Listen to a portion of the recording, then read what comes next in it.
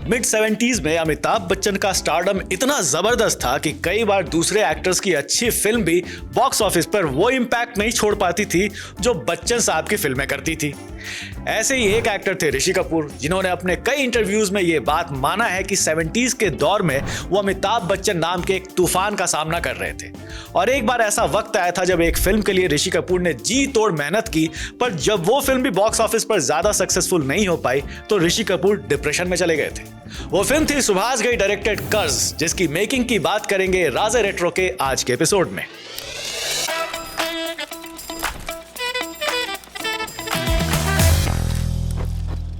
ये तो सबको पता है कि ऋषि कपूर का हिंदी फिल्म डेब्यू काफी सॉलिड नोट पे हुआ था। पहले मेरा नाम जोकर के लिए national award for best child artist and पहली film Bobby super duper hit और बेस्ट एक्टर का अवार्ड भी। किसी एक्टर को और क्या चाहिए। हालांकि ऋषि कपूर ने अपने बायोग्राफी में एडमिट किया था कि बॉबी के लिए जो उन्हें बेस्ट एक्टर का अवार्ड मिला था वो उन्होंने 30,000 रुपए देकर खरीदा था। बट खैर, बॉबी के बाद ऋषि कपूर ने एक्सपेक्ट तो किया था एक smooth run in the industry, but वैसा हुआ नहीं। जिस साल बॉबी रिलीज हुई थी उसी साल जंजीर भी रिलीज हो गई और अमिताभ बच्चन एक बड़े स्टार बन गए। जंजीर के बाद अमिताभ बच्चन हिट पर हिट दे रहे थे और ऋषि कपूर की फिल्में ज्यादा नहीं चल रही थी। ऋषि कपूर की सिर्फ मल्टी स्टारर फिल्में ही ज्यादा चलती थी, जैसे कभी कभी या अमर अकबर एंथनी। हालांकि इस टाइम पर ऋषि कपूर की कुछ सोलो हिट्स भी आई थी, जैसे सरगम, लैला मजनू, खेल खेल में एंड दूसरा आदमी। बट जैसा सक्सेस अमिताभ को मिल रहा था वो ऋषि कपूर को नहीं। ऋषि कपूर के फिल्मों की एक खास बात होती थी और वो ये कि उनके फिल्मों के सॉन्ग्स हमेशा हिट होते थे। अपने चॉकलेटी अवतार में ऋषि कपूर स्वेटर पहने अक्सर फिल्मों में हीरोइंस के साथ पेड़ों के इर्द गिर्द घूमकर रोमांटिक गाने गाते नजर आते थे। धीरे धीरे ऋषि कपूर को इस इमेज से सफोकेशन होने लगी। वो इस इमेज को तोड़ना चाहते थे। वो भी अमिताभ की तरह कुछ इंटेंस रोल करना चाहते थे, बट कोई भी प्रोड्यूसर उनके साथ वैसी फिल्म बनाना नहीं चाहता था। इसी बीच उनकी मुलाकात एक बार सुभाष घई से हुई। ये वो टाइम था जब सुभाष घई कालीचरण और विश्वनाथ जैसे फिल्म बनाकर इंडस्ट्री में अपना नाम बना चुके थे, पर उनकी पिछली फिल्म गौतम गोविंदा फ्लॉप हो गई थी।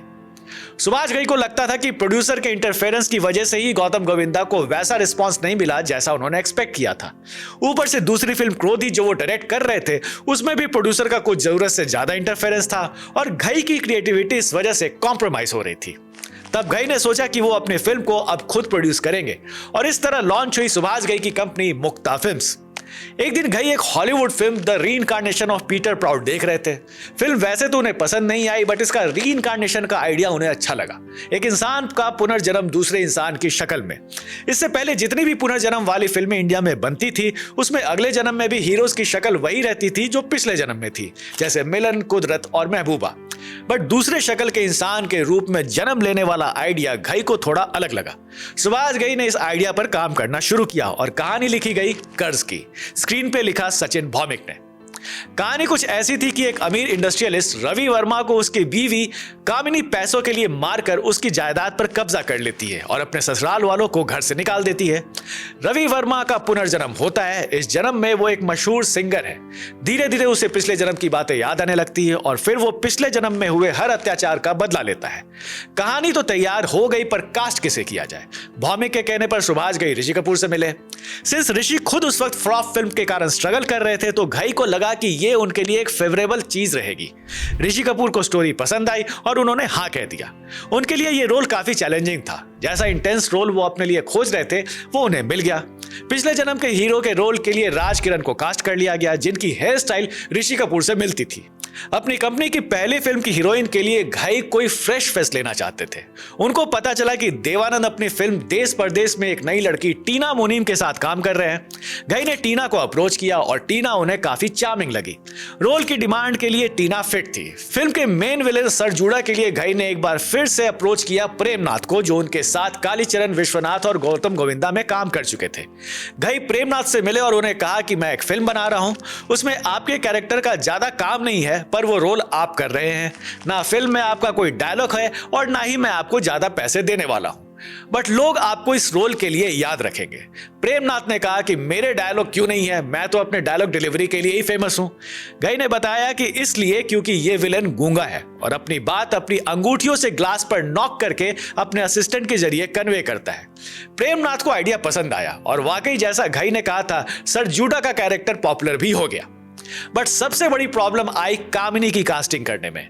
घई को सबने सजेस्ट किया कि वैम्प के रोल के लिए बिंदु परफेक्ट रहेंगी, पर जो ग्रेस एंड मॉडर्निटी कामिनी के कैरेक्टर के लिए चाहिए था वो घई को सिमी ग्रेवाल में नजर आ रहा था। घई ने उन्हें अप्रोच किया पर सिमी ने ऑफर ठुकरा दिया। वो वैम्प नहीं बनना चाहती थी, बट समहाउ घई ने उन्हें कन्विंस कर लिया। हालांकि शूटिंग के दौरान बार बार सिमी को लग रहा था कि उन्हें ये रोल नहीं करना चाहिए, पर घई ने उन्हें समझाया कि ये उनके करियर का माइलस्टोन साबित होगा, और हुआ भी वैसा। फिल्म के लिए सिमी ग्रेवाल को film fair award for best supporting actress का नॉमिनेशन भी मिला। फिल्म का मेजर हाईलाइट था उसका म्यूजिक। सिंस ये एक मॉडर्न टाइप की फिल्म थी और ऋषि कपूर इसमें एक पॉप सिंगर है, तो सुभाष घई ने आर.डी. बर्मन से म्यूजिक कंपोज कराने का सोचा। पर लक्ष्मीकांत प्यारेलाल, जिन्होंने घई की पिछली फिल्म में म्यूजिक दिया था, जब उन्हें यह बात पता चली कि घई आर.डी. बर्मन को लेना चाहते हैं, तो एलपी ने घई को कहा कि अगर आपको लगता है कि हम मॉडर्न म्यूजिक नहीं दे सकते तो हमें आपका चैलेंज मंजूर है। इस तरह एलपी ने कर्ज के लिए म्यूजिक कंपोज किया और उन्हें मिला बेस्ट म्यूजिक डायरेक्टर का फिल्म फेयर अवार्ड, क्योंकि फिल्म का म्यूजिक जबरदस्त था। ओम शांति ओम और दर्दे दिल दर्दे जिगर तो हिट हुआ ही, इस फिल्म का गिटार थीम म्यूजिक आज भी पॉपुलर है और कई लोगों के मोबाइल का रिंगटोन है। फिल्म एक्चुअली हर किसी के लिए एक चैलेंज था। घई को अपनी कंपनी स्टैब्लिश करनी थी, ऋषि कपूर को बड़ा हिट चाहिए था, सिमी ग्रेवाल एंड टीना मुनीम को बिग लीग में एंटर करना था, लक्ष्मीकांत प्यारेलाल को साबित करना था कि वो वेस्टर्न स्टाइल म्यूजिक भी दे सकते हैं। इसलिए सबने काफी मेहनत किया, बट अनफॉर्चुनेटली जब फिल्म 1980 में रिलीज हुई तो लोगों को बहुत ज्यादा पसंद नहीं आई। उसका एक और बड़ा कारण था कि उस वक्त कर्ज के अलावा जो एक मूवी ऑलरेडी थिएटर में चल रही थी। कर्ज के रिलीज से ठीक एक वीक पहले फिरोज खान, विनोद खन्ना और जीनत अमान की कुर्बानी रिलीज हुई थी। यह फिल्म भी अपने एक्शन स्टाइल और फ्रेश म्यूजिक से ऑडियंस को अपने तरफ खींच रही थी, जिसका सीधा इंपैक्ट कर्ज पे पड़ा। उस दौर में multi starrer action films romantic film से ज्यादा चलती थी। हालांकि कर्ज में भी एक्शन था, बट कुर्बानी जितना नहीं।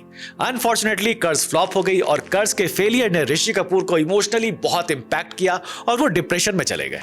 आज कर्ज को भले एक कल्ट क्लासिक माना जाता है, बट उस वक्त ऑडियंस ने कर्ज को बुरी तरह से रिजेक्ट कर दिया था। सुभाष घई ने एक इंटरव्यू में बताया था कि कर्ज ने ओपनिंग वीक में बस 20% का कलेक्शन किया था।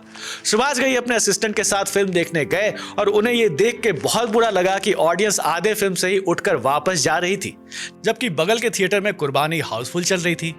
फ्राइडे को कर्ज रिलीज हुई और संडे को ऋषि कपूर को डिप्रेशन की वजह से हॉस्पिटलाइज करना पड़ा था। सुभाष घई बताते हैं कि उन्होंने राज कपूर से बात करके ऋषि कपूर को समझाने के लिए कहा कि भले ही फिल्म कमर्शियल फेलियर हो, कर्ज एक अच्छी फिल्म थी। कर्ज के फेलियर के बाद ऋषि कपूर काफी टूट चुके थे। इस फेलियर को उन्होंने काफी पर्सनली ले लिया था। अपने बायोग्राफी में एडमिट किया उन्होंने कि इसका इंपैक्ट इतना ज्यादा था कि उन्हें कैमरा फेस करने में भी प्रॉब्लम होने लगी थी।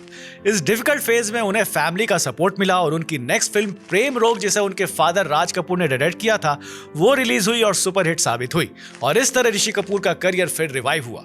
तो ये थी कहानी कर्ज के बनने की। बाद में इस फिल्म का रीमेक भी बना, जिसमें ऋषि कपूर का रोल हिमेश रेशमिया ने किया, पर सुभाष घई ने वो फिल्म नहीं देखी। हालांकि शाहरुख की ओम शांति ओम भी कर्ज की अनऑफिशियल रीमेक थी। तो आज के लिए बस इतना ही। आपको ये वीडियो कैसा लगा हमें कमेंट बॉक्स में बताइएगा। नेक्स्ट वीक फिर आएंगे एक नई कहानी के साथ। तब तक के लिए goodbye and take very good care of yourself.